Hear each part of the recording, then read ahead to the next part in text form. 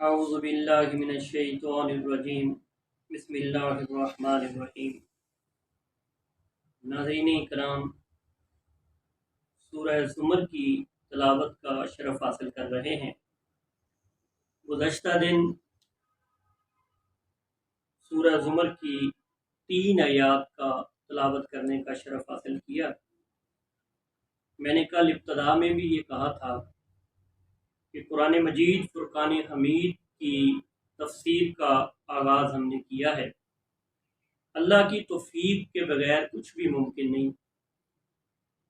سامعین کرام و ناظرین، میں گزارش یہ کرتا ہوں کہ اللہ تبارک و تعالیٰ کے اس کلام سے آپ بھی محبت کا اظہار کریں اور ان آیات کی روشنی میں اللہ تبارک و تعالیٰ سے اپنا قرب جو ہے وہ حاصل کریں۔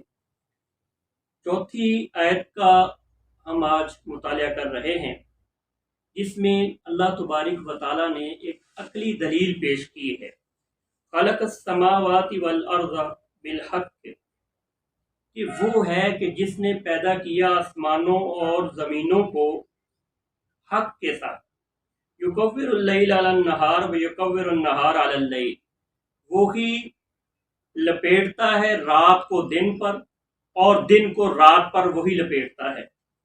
وسخر الشمس والقمر، اور اس نے جاری کیے مسخر کیے ہوئے ہیں سورج اور چاند کو۔ کل یجری لاجل مسمی، جو جاری کیے ہوئے ہیں اپنا کام ایک مقررہ مدت تک۔ اللہ هو العزیز الغفار، وہ اللہ غالب، حکمت والا، غلبے والا اور غفار بخشنے والا ہے۔ خلقکم من نفس واحدہ، اسی نے تم کو پیدا کیا ایک جان۔ ثم جعل منہا زوجہا، پھر اس نے بنایا اس سے جوڑا۔ ناظرین کرام، حضرت آدم علیہ السلام سے ایک جان سے پھر اس نے آگے نسل میں اضافہ کیا۔ وَأَنزَلَ لَكُم مِّنَ الْأَنْعَامِ ثَمَانِيَةَ أَزْوَاجٍ، اور اس نے اتارے تمہارے لیے 8 قسم کے چھپائے نر مادہ، 8 قسم کے چھپائے نر مادہ اس نے اتارے۔ ناظرین کرام، یہ جو جانور ہے ان میں سے بعض تو ایسے ہیں جن کا ہم گوشت کھاتے ہیں، دودھ پیتے ہیں، بعض پر ہم سواری کرتے ہیں، اور بعض ہماری جو ہے وہ بوجھ کے لیے کام کرتے ہیں۔ یہ کوئی نعمتیں کم نہیں ہیں پروردگار عالم کی طرف سے، یہ بھی انسان کے لیے ہی اللہ تبارک و تعالیٰ نے پیدا کی ہیں۔ یہ چھپائے، یہ جانور، یہ انسان کے لیے پیدا کیے ہیں، انسان کے لیے یہ مسخر کیے ہیں، انسان کے یہ تابع کیے ہوئے ہیں۔ انسان ان سے اپنا کام اٹھاتا ہے، ان سے فائدہ اٹھاتا ہے، کام لیتا ہے، ان کا دودھ دوتے ہیں، ان کا گوشت کھاتے ہیں، یہ ہمارے سواری کے لیے کام آتے ہیں، یہ ہمارا وزن جو ہے ہمارا بوجھ ہے یہ اٹھاتے ہیں۔ یہ اللہ تبارک و تعالیٰ یہاں یہ فرما رہے ہیں کہ یہ میں نے پیدا کیے، اس سے مراد یہ ہے کہ یہ انسان کے تابع یہ اللہ تعالیٰ نے کیے ہیں، انسان ان سے فائدہ اٹھاتا ہے۔ یخلقکم من فی بطون امہاتکم، اسی نے پیدا کیا تم کو ماں کے پیٹ میں، خلقم من بعد خلق، ایک طرف سے دوسری طرف، ایک طرف سے دوسری طرف اس نے تمہیں پیدا کیا۔ فی ظلمات ثلاث، 3 اندھیروں کے بیچ میں اس نے پیدا کیا۔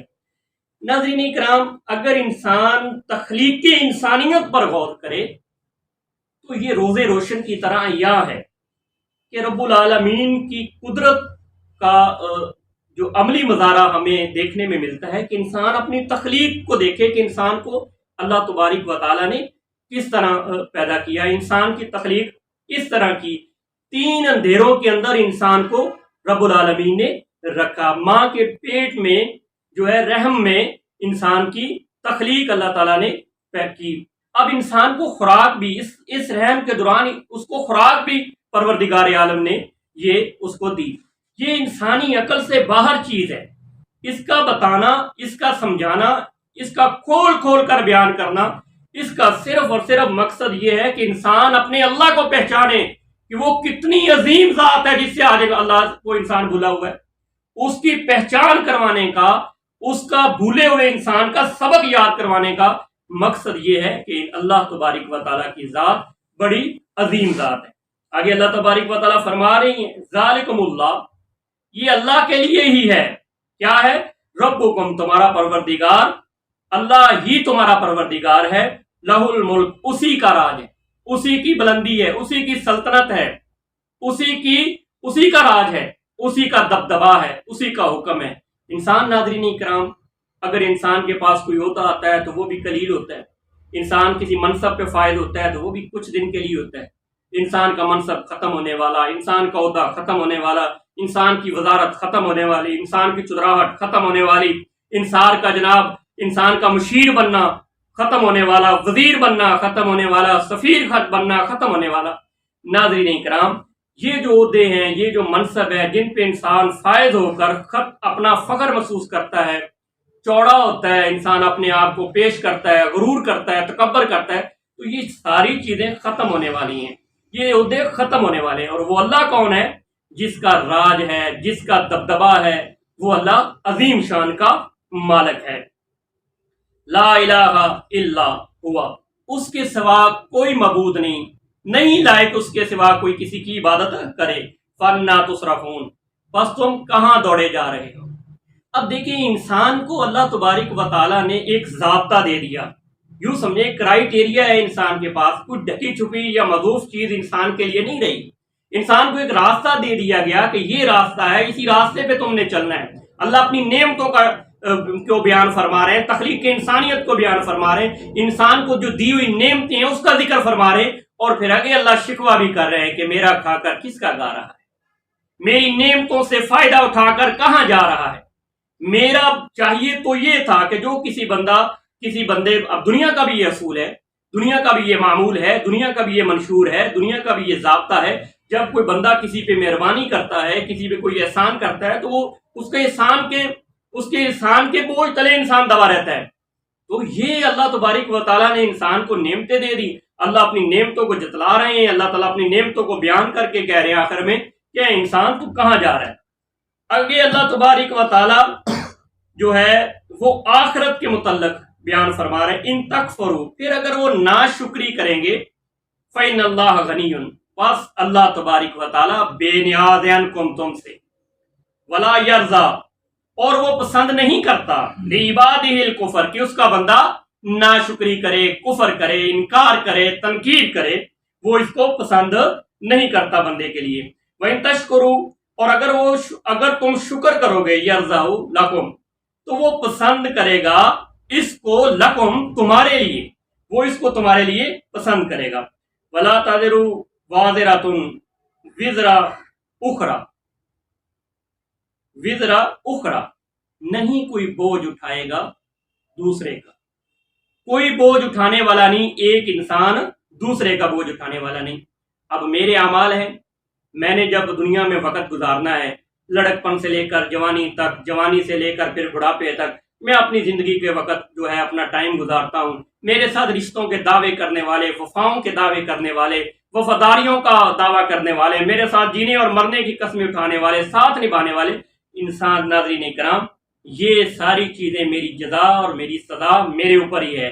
اگر میں اچھائی کروں گا تو اس کا مجھے ہی فائدہ ہونے والا ہے، کسی اور کو فائدہ ہونے والا نہیں ہے۔ اگر میں گناہ کروں گا تو میں اپنے ہی گناہ میں مجھے سزا ملے گی، میں اپنا وزن اٹھاؤں گا۔ یہ نہیں کہ وہ میرا دوست تھا دنیا میں، وہ اس کو کہہ دوں کہ جناب میرا بوجھ اٹھا لے، جناب یہ اتنے گناہ ڈیوائیڈ کر لیتے ہیں، آدھے تو لے لے، آدھے میں لے لیتا ہوں، میرے پہ بوجھ ہلکا ہو جائے گا، ایسا ممکن نہیں ہے۔ اللہ تبارک و تعالیٰ یہاں بھی یہی بیان فرما رہے ہیں، ثم الی ربکم مرجعکم، پھر تم نے لوٹنا ہے، ربکم، تم نے لوٹنا ہے اپنے پروردگار کی طرف، تم نے لوٹنا ہے اپنے پروردگار کی طرف۔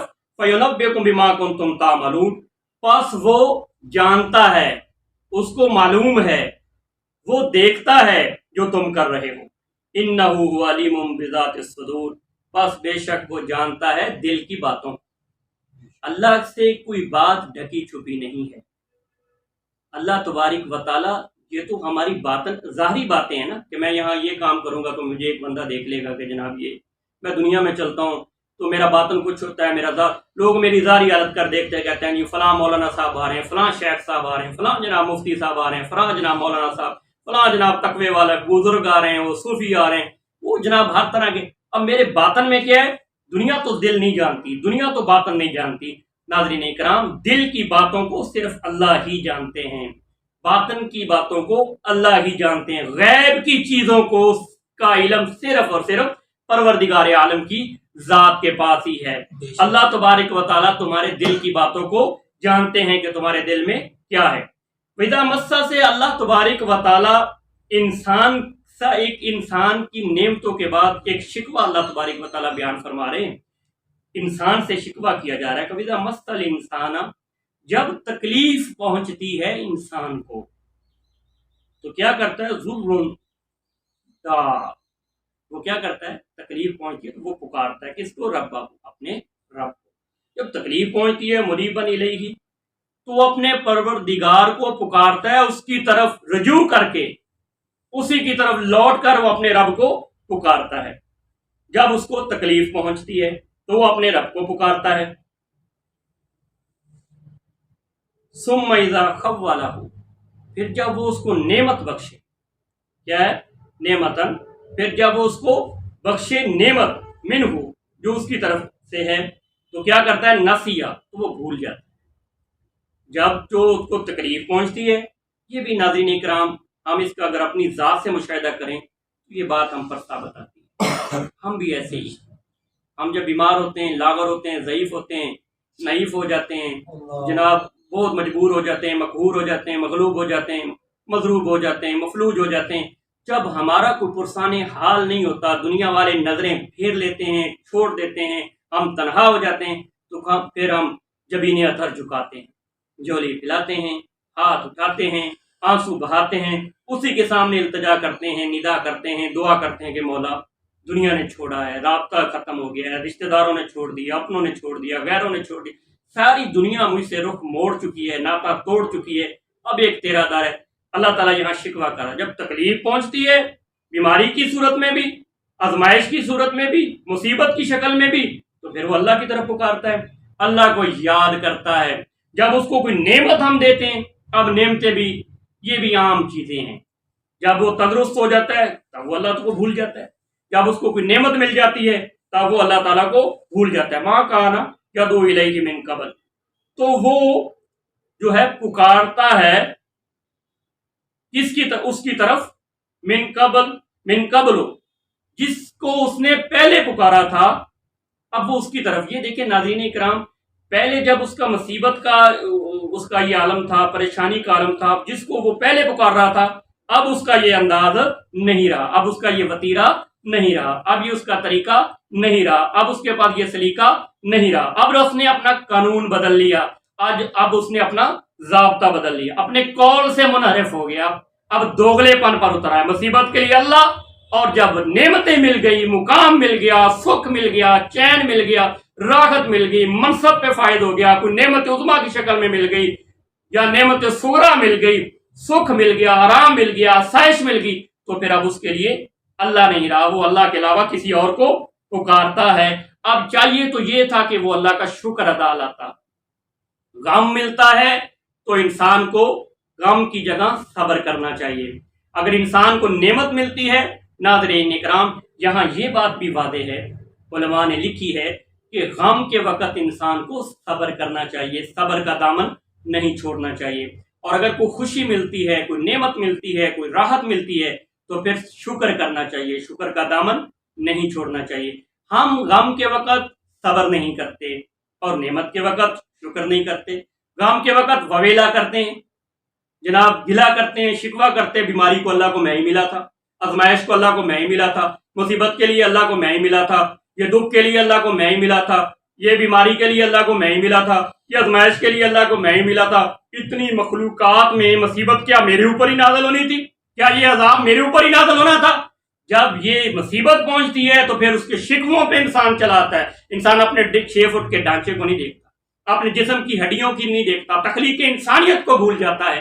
جو اس کو اتنا ڈھانچہ دیا ہے، جو اس کی تخلیق کی، آنکھوں کی تخلیق کی، زبان اس کو دی، کان اس کو دیے، اس کو ہاتھ دیے، چلنے کے لیے پاؤں دی، دیکھنے کے لیے آنکھیں دی، سماعت کے لیے کان دیے، انسان اس نعمتوں کو نہیں دیکھتا، پھر وہ شکوے کرتا ہے مصیبت کے وقت۔ جب نعمتیں مل جاتی ہیں چاہیے تو اللہ کا شکر ادا کرتا کہ مولا یہ پریشانی دور ہوئی ہے تیری وجہ سے، یہ سکھ ملا ہے تیری وجہ سے، یہ چین ملا ہے تیری وجہ سے، یہ راحت ملی ہے تیری وجہ سے، یہ آج جو میں سکون کی زندگی گزار رہا ہوں، یہ جو میری عزت ہے مولا یہ تیری طرف سے ہے، تیری وجہ سے ہے، میرا اس میں کوئی کمال نہیں ہے، میری محنت کا کوئی کمال نہیں ہے، میری جدوجہد کا کوئی کمال نہیں ہے، میری کوشش کا کوئی کمال نہیں ہے، میری کاوش بھی عارضی، میری کوشش بھی عارضی، میری جدوجہد بھی عارضی، یہ نعمت اللہ تیری طرف سے ہے۔ چاہیے تو یہ تھا کہ انسان اس نعمتوں کو پا کر خوشی کا اظہار کرتے ہوئے اللہ کا شکر بجا لاتا، لیکن انسان ایسا کرتا نہیں ہے۔ وہ کیا کرتا ہے؟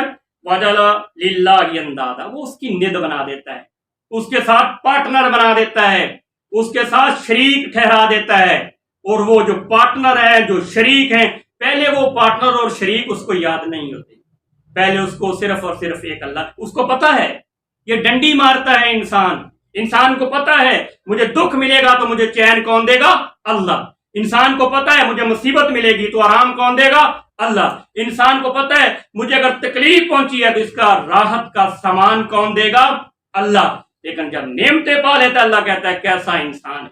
ناظرین اکرام، اس سے بڑی اور بے وفائی کیا ہو، اس سے بڑا اور دھوکہ ہم اپنے آپ کو کیا دیں گے کہ ہم اس کی نعمتوں کو پا کر اس کے کیا بنا دیتے ہیں؟ اس کے ند بنا دیتے ہیں، یضل عن سبیلہ، بلکہ اس کو روکتے ہیں۔ کس سے روکتے ہیں؟ اس کے راستے سے روکتے ہیں، اس کے راستے سے لوگوں کو گمراہ کرتے ہیں جو حق کا راستہ ہے۔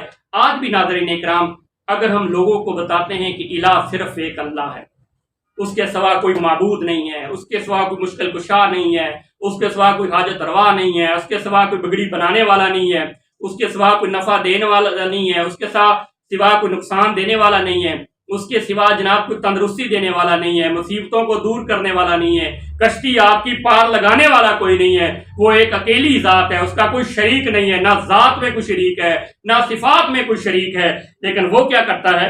وہ اس کے ند بنا لیتا ہے اور لوگوں کو اس کے راستے سے روکتا ہے، لوگوں کو اس کے راستے سے بغاوت کرنے پر اکساتا ہے، مائل کرتا ہے، گمراہ کرتا ہے۔ ناظرین اکرام، آگے اللہ کیا کہتا ہے؟ قل تمتع، یہ جو ہے میرے پیغمبر کو اللہ اپنے پیغمبر کو کہہ رہے ہیں، تاجدار مدینہ فخر کون و مقام کو یہ کہہ رہے ہیں۔